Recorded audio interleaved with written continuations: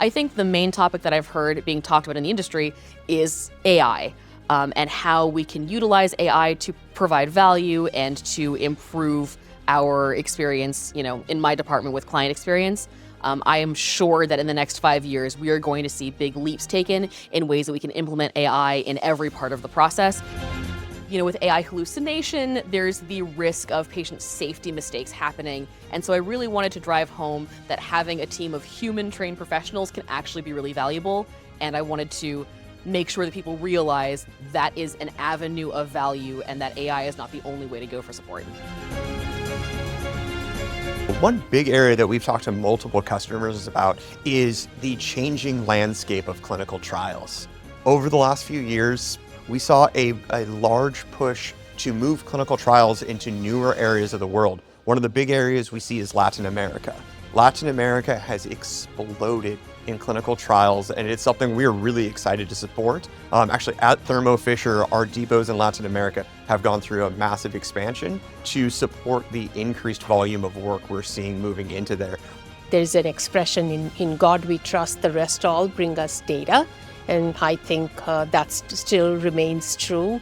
You may want to trust, but you always want to go verify. And you can verify through documentation review, through desk audit. It doesn't have to be on-site audits all the time, or on-site audits. AI definitely tops, but I think another one would be regulatory implication. The FDA has moved from being very clinical site-centric to very patient-centric, and that will dictate a lot of strategies for us on how we actually implement those regulations into our supply chain. Yeah, the biggest one I saw in the talks and that have come up at the exhibition booth has probably been around regulatory updates, right? I mean, if you're looking at, and my expertise particularly is in eCOA, but if you're looking at the patient technology space or IoT space, I mean, you have to consider recent updates when it comes to ICH E6R3 guidelines, recent FDA guidance, EU CTR guidance, and specifically around any sort of, let's say hypotheticals, but questions that have come up today, even in Kara's talk, about like, well, if you're doing cell and gene therapy, how do you kind of ensure that if there's any modifications to the IP or modifications to drug, that's taken into account, that's traceable, that is adjusted in the platform, things to that effect. And I think, well, it's important to take into account what the technology can provide, but also what is outside the technology's remit, or what's the technology's responsibility, so to speak, and making sure that the regulatory compliance is present, but also making sure that the technology doesn't overcommit to things that aren't in its process flow, is very clearly identified in an SOP or a guidance document, and just during the development process.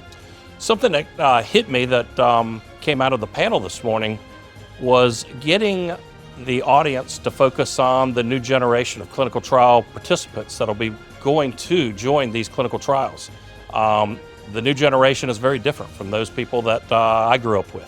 And so adapting the way in which we do things, not only to what FDA regulates and what the other industry trends of innovation are, but also addressing the specific needs and preferences of those patients that are going to be asked to join clinical trials.